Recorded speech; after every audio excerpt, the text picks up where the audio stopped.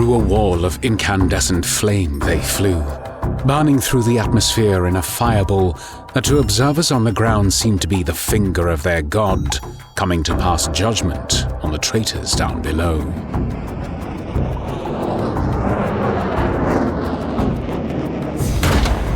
Emerald green wings piloted and adjusted course as the Thunderhawk banked, avoiding anti-air fire and the occasional bursts from point defense batteries. Return fire was intense, precision targeted and locked on by slave gun servitors and firing cupolas, taking out defensive hardpoints, harassing land forces. Drop pods and several smaller landing craft followed in the wake of a larger drop craft, firing their own cannons, traversing preloaded landing patterns. On wings of fire they traveled, a prelude to their chosen way of war. The embossed drake's head, a sigil of intent. To err against them was to suffer lethal censure. Landing hard, suspension stanchions creaking as the void craft settled on the uneven landing surface of Kinrook 1. 5 warriors disembarked, all armed with some form of flamer or melter weaponry. They cleared the surrounding area of enemy combatants, flattened by enveloping firepower and righteous fury. Standing atop the charred remains of the enemy dead, the Sons of Nocturne, the Salamanders chapter of Space Marines, had come to free the populace of Kinrook 1. Keep moving!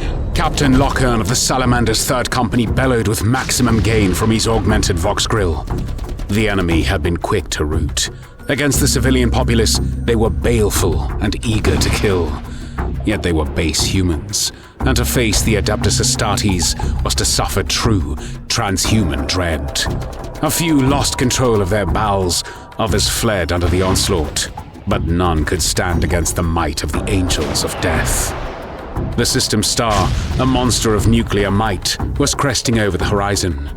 The planet, although rich in minerals and vital elements needed for plasma drives, las weapon fuel cells, and other esoteric uses, was rendered an inhospitable husk every 13 days, the length of time for half a full rotation of the planet. In that time, the auto-servitors and brave miners toiled relentlessly to carve out the minerals before sending them into orbit to collector ships that remained in orbit above. The captain's heads-up display identified a significant increase in surface temperature, enough to make even his advanced physiology sweat. The civilians and loyal members of the Planetary Defense Force garrisoned near the Salvation bunkers raced for cover. Those too far away accepted their fates, turning weapons on themselves. He could see a dozen more of his men, all warriors of legend in his eyes, all ready to sell their souls dearly for even the most minuscule inhabitants of this world, even for a single child. Are your men safely inside the bunkers? The roaring wall of fire became total and all-encompassing. Some stragglers over here, but the majority on the surface have made it to the shelters, came the broken reply. Brother Sergeant Sarkav bellowed further orders to his squad mates, clearing tank debris and road access to help facilitate evacuation. Pilot, have you set off yet? Negative, Captain. Intake manifolds are clogged with debris. The Tech Marine is guiding the repairs. Tell him if he's not off the surface in the next 2 minutes, he must run towards the nearest bunker. That is an order. Yes, brother Captain, came the stressed reply. The Vox screeched with pained interference as another of his kin from the observation platform cut through the disturbance. Captain Lockern, Brother Vaughn of the 3rd Tactical Squad. You have less than 3 minutes to make it to safety. Move, or you will be destroyed. The captain looked around. The majority of humanity had escaped to the nearest shelters. He had counted them in, the numerical display indicating inhabitants and the maximum capacity for a prolonged stay. There was room for a little more. He would not need sustenance for his post-human physiology, and armor systems would prolong his life deep within. Yet, not even the most hardy Terminator warplate could turn aside the firestorm, quickly making its way across the planet. He scanned the horizon for life, and that was when he saw it. A woman, shot through the heart, eyes glazed over, and a small child crying over the dead corpse. His heart sank. One of his men, a member of the 5th Tactical Squad, locked eyes with his captain, knowing his mind instinctively. There is no time, Captain. If we do not close these doors in the next 20 seconds, we will all die. Start the countdown. I need only 16. The captain, ripping his power sword and scabbard free of its magnetic locks, gave it honorably to the Astartes, who nodded silently, the unspoken words ringing clearly between them. If he did not make it back, make sure this returns to the chapter.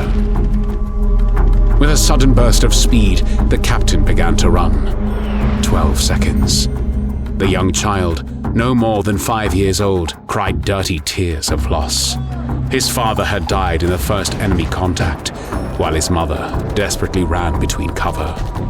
Avoiding crossfire and the occasional shell burst, she lost her footing near one of the traitor cultists.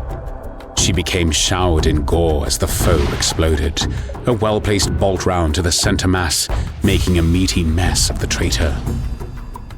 Scrambling to her feet, she scooped up her little boy and kept running. A glancing las beam pierced her chest, but she did not let it slow her. Adrenaline has a large sway on the human ability to withstand mortal injury, for a time anyway. She gritted her teeth as the hairs on the back of her neck began to singe in the telltale heat wash of the ascending star. Time was running out. The wall of humanity soon began to see the threat, and as one ran for their lives. Knocked down by the wall of citizenry running faster than her compromised cardiovascular system could cope with, she hit the deck, the only option left to shelter her son from the treads of uncaring humanity. Boots crushed her ribs, her legs and hips. Bones cracked and blood spurted from her mouth as screams failed her. The fate of her sheltered child hidden beneath her frame. Staying hidden until the uncaring wave of humanity had passed, the boy crawled from underneath his still mother. Her eyes were fully dilated. She was not breathing. Her skin was pale. Mama! He began to cry, his skin beginning to blister, the pain of burning second only to that of abject loss. 8 seconds. Captain Lockern stopped to a skid, kicking up a wall of glassy dirt from near the clearly dead mother. The boy, having only witnessed the angels from a distance, or while running for their lives, now saw this one up close. His armor was pitted and burnt, turning black in the heat bloom behind them. I am Lockern. You are safe. Come with me. The giant in power armor scooped up the child, holding him close to the golden aquila that nestled across his chestplate, and ran at frightening pace. Wind rushed through the boy's hair as his screams of fear were silenced by the onrushing wall of fire behind them. The white-hot searing threatened to vaporize them. The bunker was scant meters away, but the doors were already closing. 5 seconds. The doors were almost completely closed. The arms of another dark green warrior held out, holding the door's immense systems open just long enough. No! The boy overheard the angel who held him safe cry out. Captain! Came the return. The boy's head was clutched so tight to the war gear, he could feel the reverberations from the Vox.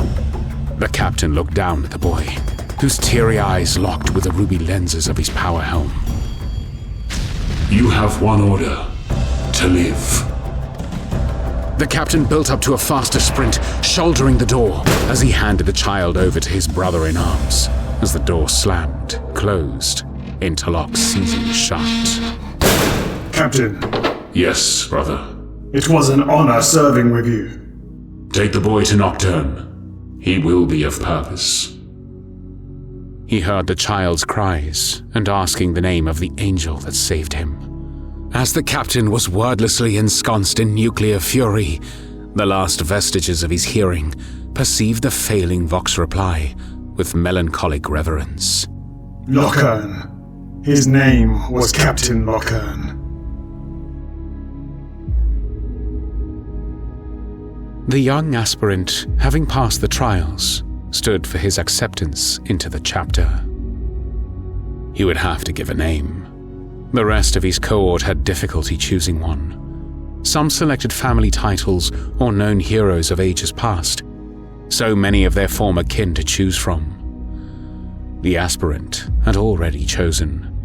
The name was on his mind ever since he was old enough to remember. He could only remember snippets of his actual family, for he was a war orphan, saved from a world of fire and fury. Brought to Nocturne in honor of a promise kept, taught the ways of the chapter, and trained to post-human perfection. His skin had the color of soot, the result of genetic manipulation and gene seed implantation.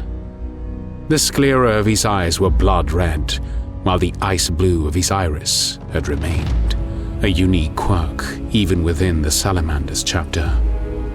The chaplain, black and bone armor flanked by a green shoulder guard, asked the same question of each aspirant as they were branded with a sigil of the fire drake on their left arm. Searing skin perfumed the air, mixed with earthy incense wafted by winged servo cherubs. He had recited his oath in private countless times, ensuring to get the pronunciation correct. His native tongue marred the words in Gothic with a heavy accent.